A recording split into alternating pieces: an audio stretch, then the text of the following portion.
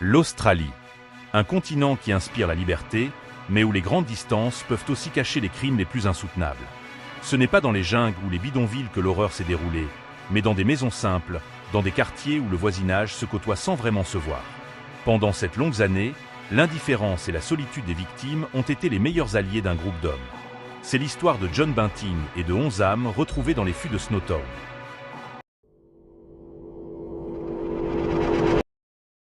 John Bunting n'était pas un tueur impulsif, plutôt un dictateur domestique. Animé par une haine profonde contre les marginalisés, il se voyait comme un purificateur moral. Mais son vrai besoin était le pouvoir. Il testait les limites de son autorité, non seulement en s'en prenant aux animaux dans le passé, mais en forçant ses complices à l'observer. Cette progression dans la cruauté était méthodique. Il fallait dominer pour se sentir exister. Il ciblait principalement ceux qu'il appelait les rémoras de la société. Bunting avait besoin de l'exécuteur, Robert Wagner. Wagner n'avait pas le charisme de Bunting, mais il possédait la brutalité nécessaire. Bunting le manipulait en le valorisant et en faisant de lui son bras droit. Le duo fonctionnait comme une machine. Bunting donnait l'ordre et l'idéologie, Wagner exécutait la violence physique. Ensemble, ils ont créé un environnement sectaire, où les autres complices, comme James Vlassaki, étaient ligotés par la peur et la complicité forcée. Les victimes étaient choisies pour leur vulnérabilité et leur isolement. Susan Schultz était la mère de l'un des complices, tué avec ses enfants. Gary O'Dwyer était un homme vulnérable qui avait été le compagnon de Bunting. Leur vie était souvent difficile, et leur disparition n'a pas été remarquée immédiatement, ce qui donnait aux tueurs le temps d'agir.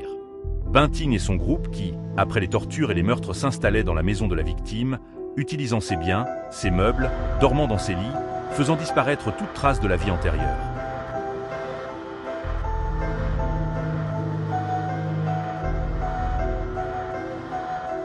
Les victimes étaient humiliées dans des rituels psychologiques, avec des pinces, des cordes et d'autres instruments dont un transformeur. Bunting aimait la violence, il obligeait ses victimes à se battre entre eux et s'humilier les uns les autres pour son plus grand plaisir. La violence était quotidienne et augmentait au fur et à mesure. Les victimes étaient épuisées mentalement. Bunting et ses acolytes en profitaient pour vider leurs comptes avant de les faire disparaître et passer au suivant. On imagine le désespoir des victimes et l'angoisse ressentie pendant ces longs moments passés en compagnie de leurs geôliers. Bunting et Wagner ne ressentaient aucune peine, ni aucune empathie. Le groupe vivait littéralement de ses crimes. Ils volaient les allocations sociales des victimes grâce à leur carte bancaire, prolongeant ainsi l'illusion que ces personnes étaient toujours en vie. Pour la victime David Johnson, l'horreur a atteint son paroxysme. Bunting et ses acolytes se sont acharnés sur lui. C'était un acte barbare pour montrer leur domination totale et qu'ils disposaient d'un droit absolu de son corps. À cette époque, dans les rues de Snowtown, l'ambiance était bizarre et valait mieux être parano que finir entre les mains de ce trio meurtrier.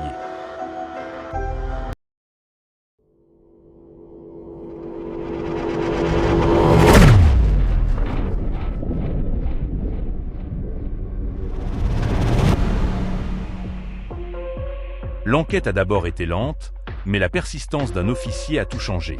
L'indice qui a éveillé les soupçons n'était pas une trace de sang, mais des irrégularités financières.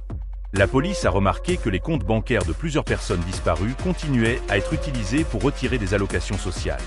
Ces retraits se faisaient toujours dans les mêmes zones géographiques, celles occupées par Bunting et ses associés. L'enquête est passée d'une simple recherche de personnes disparues à une affaire de fraude de plus en plus sombre. Le cycle de peur créé par Bunting s'est retourné contre lui. James Vlassaki, le plus jeune, savait qu'il était le prochain sur la liste. Sa survie dépendait de son témoignage. Vlassaki a contacté la police, révélant les méthodes de torture, l'identité des victimes et surtout la cachette.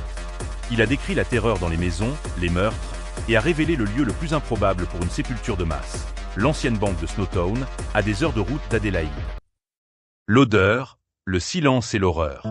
Lorsque les enquêteurs ont percé le mur du caveau, ils ont découvert l'impensable. 8 corps démembrés, placés dans des fûts, recouverts d'un mélange de sel et d'acide.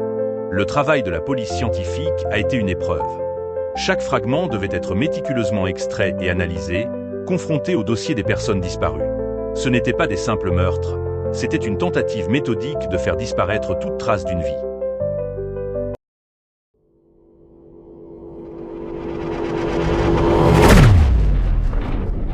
Quand Bunting, Wagner et Edon ont été arrêtés, leur attitude était glaciale. aucune émotion ni remords. L'enquête a ensuite révélé que d'autres victimes avaient été enterrées dans les jardins des maisons que le groupe avait occupées, sous des dalles de béton ou dans des fosses peu profondes. Le décompte macabre s'est finalement arrêté à 11 victimes. Malgré l'immensité des preuves, les tueurs n'ont jamais révélé tous leurs secrets, laissant planer le doute sur l'existence d'autres victimes non retrouvées. Le procès a été l'un des plus longs et des plus coûteux de l'histoire australienne. Le témoignage de Vlassaki a été essentiel pour relier les preuves matérielles. La sentence a été sans appel. Bunting coupable de 11 meurtres, Wagner de 10. Prison à vie, sans aucune possibilité de libération conditionnelle. La justice a voulu s'assurer que ces hommes ne verraient plus jamais la lumière du jour. Les 11 vies volées ont trouvé une forme de justice, mais les cicatrices sur la communauté restent profondes.